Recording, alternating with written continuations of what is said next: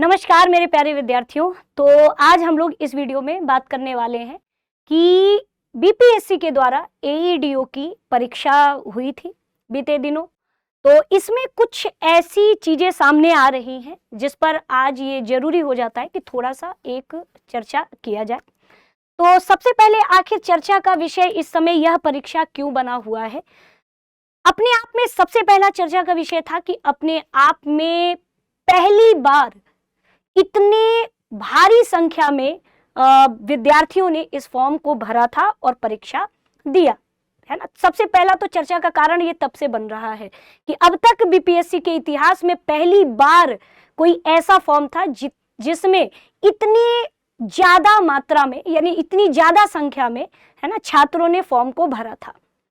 अब दूसरा चर्चा का विषय क्या बना कि जब परीक्षा हुई थी तो परीक्षा में जो प्रश्न थे वो अपने आप में एक अपना अलग ही लेवल था। ठीक ठाक पेपर का स्तर था, जो कि हम ये कह सकते हैं कि एक पीसीएस के बराबर की एक परीक्षा मानी जा सकती है कठिनाई के स्तर पे।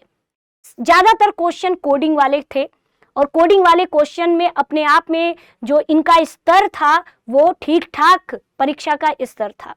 लगभग सभी जो शिफ्टों में पेपर हुआ था उन सभी की हम बात कर रहे हैं, सबके परीक्षा का स्तर अपने आप में ठीक ठाक था। ठीक है, यानी ठीक ठाक का मतलब है कि एकदम वैसा ठीक ठाक नहीं, अपने आप में, है ना, इसका जो स्तर था परीक्षा का वो काफी ऊंचा था। ठीक है, अब दूसरा एक तीसरा चर्चा का विषय का कारण बना हुआ है कि आखिर क्या बीपीएससी की परीक्षा में स्कैम हुआ है। स्कैम का मतलब किस तरह का स्कैम है, तो आखिर क्यों इस पर इतना आरोप और जांच में ये साबित भी हो रहा है। जैसा कि हम लोग थोड़ा सा देख लेते हैं कि सबसे पहले जो परीक्षा है ना, परीक्षा का जो संचालन जिस कंपनी को दिया गया था उसको ऑलरेडी जो है आपके नेशनल टेस्टिंग एजेंसी के द्वारा इसे काली सूची में डाला गया था, यानी ब्लैक लिस्टेड किया गया था। अब ऐसे में ये सवाल पैदा होता है कि ब्लैकलिस्टेड कंपनी को हम पूरा का पूरा परीक्षा का संचालन करने की जिम्मेदारी दे देते हैं, तो इसके पीछे कहीं ना कहीं तो थोड़ा सा मन में संशय उत्पन्न होता है कि क्या वाकई में परीक्षा फेयर हुआ था, है ना। तो आइए हम लोग देखते हैं पूरा मामला क्या है इसमें।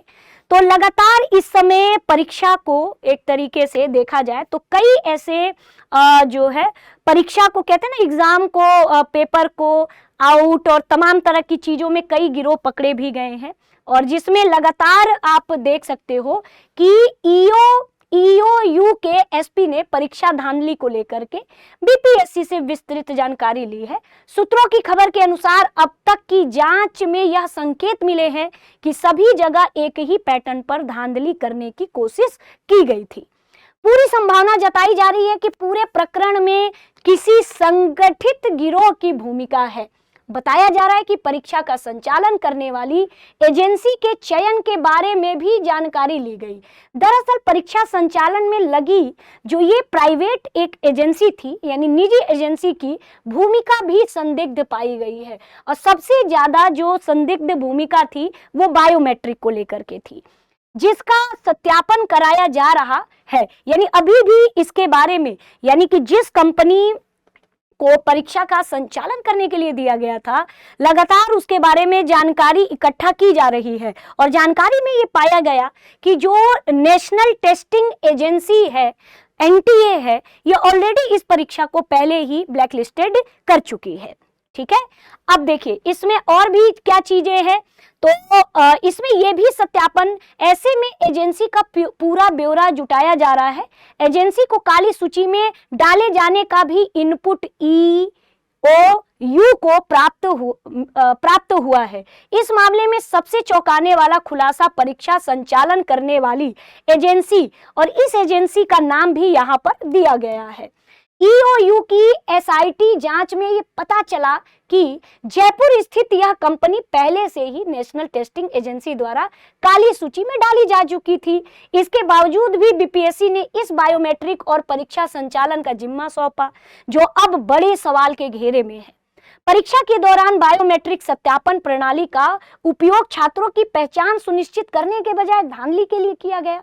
जांच अधिकारियों के अनुसार, मतलब ये मैं नहीं, ये पूरे जांच अधिकारी बता रहे हैं कि बायोमेट्रिक ऑपरेटरों ने नियमों का उल्लंघन करते हुए परीक्षा हॉल के भीतर मोबाइल फोन का इस्तेमाल किया गया। नालंदा जैसे केंद्रों पर तो बायोमेट्रिक मशीन के होलोग्राम के नीचे आंसर की छिपा करके कैंडिडेट तक पहुंचाई गई थी। मुंगेर में भी इसी तरह की लापरवाही के आरोप सेंटर सुपरिटेंडेंट को तुरंत तत्काल प्रभाव में सस्पेंड कर दिया गया। तो ऐसे में देखा जाए तो परीक्षा की पारदर्शिता पर सवाल उठता है कि वाकई में परीक्षा पारदर्शी हुई थी या नहीं हुई थी। तो जहां तक कि ये मैं नहीं, ये पूरे है ना जांच के दौरान ये सारी चीजें पाई जा रही हैं, उसके आधार पर ही हमने यह वीडियो बनाया है। ये पूरी जांच अधिकारी कह रहे हैं, ठीक है। अब इसमें मैं और भी मैं बात करूं स्टूडेंट कि एईडीओ में कदाचार मामले में 5 आरोपियों से पूछताछ हुई। जैसे देखो, बिहार लोक सेवा आयोग की ओर से ली जा रही एईडीओ की परीक्षा में गड़बड़ी मामले की जांच आर्थिक अपराध इकाई की एसआईटी ने तेज कर दी है। विशेष जांच टीम ने इससे जुड़े 5 आरोपियों को रिमांड में लिया। उनसे पटना स्थित कार्यालय में लाकर के पूछताछ की जा रही है। पूछताछ में मिले इनपुट के आधार पर एसआईटी की जांच की दिशा तय होगी। सूत्रों से मिले जानकारी के मुताबिक ईओयू की एसआईटी राज्य भर में स्थित संबंधित सभी दर्ज केसों की जानकारी ले रही है। कुल मिलाकर के इसमें परीक्षा केंद्र के बाहर कुछ लोगों के पास आंसर की भी मिले थे, उनकी भी पड़ताल चल रही है। फिलहाल ईओयू इस मामले में कुछ भी बोलने से बच रही है। तो ये सारी चीजें हैं स्टूडेंट।